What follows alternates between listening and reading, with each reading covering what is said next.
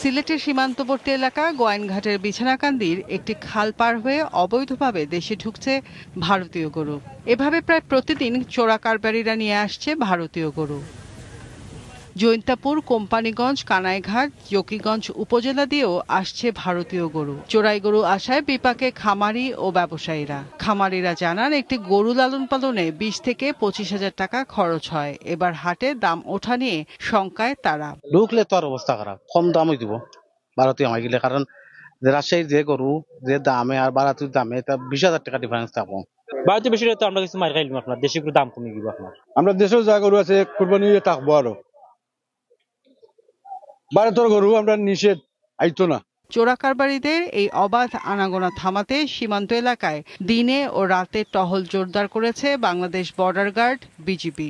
কোরবানি ঈদকে কেন্দ্র করে অসাধু ব্যবসায়ী বা চোরা কারবারি যারা আছে তারা সরকারের রাজস্ব ফাঁকি দিয়ে যে পোষা চোরাচালান করতে চায়, এই ব্যাপারটাতেও আমরা আমাদের টহল কার্যক্রমকে বৃদ্ধি করেছি।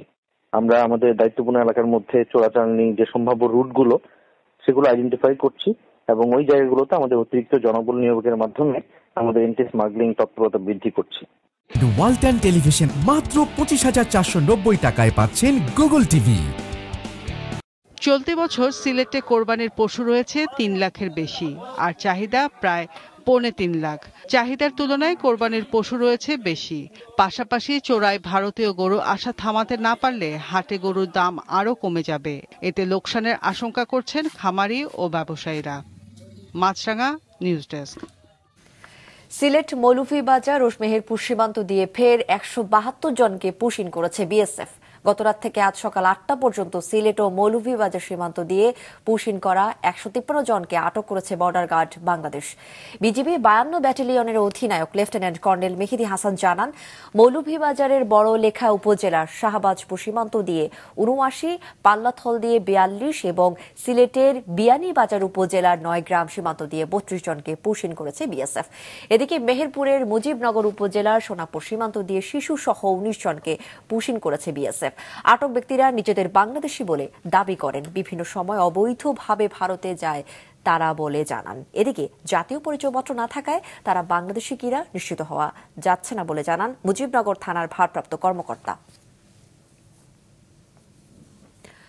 রাজস্ব নীতি ও রাজস্ব ব্যবস্থাপনা অধ্যাদেশ জারির প্রতিবাদে কেন্দ্রীয় কর্মসূচির অংশ হিসেবে দেশের বিভিন্ন স্থলবন্দরে কর্মবিরতি পালন করছেন কাস্টমস কর্মকর্তা কর্মচারীরা।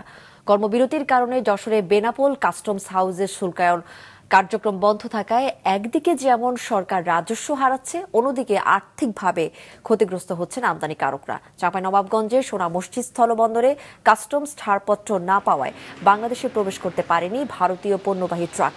পাথর সহ অন্যান্য পণ্যের 50টি ট্রাক শূন্যরেখায় আটকা পড়েছে। অন্যদিকে চলমান কর্মসূচির কারণে আসন্ন ঈদ উল আজহাকে ঘিরে দিনাজপুরের হিলি স্থলবন্দর দিয়ে পণ্য আমদানি নিয়ে দুশ্চিন্তায় পড়েছেন আমদানিকারক ও C&F এজেন্ট ব্যবসায়ীরা।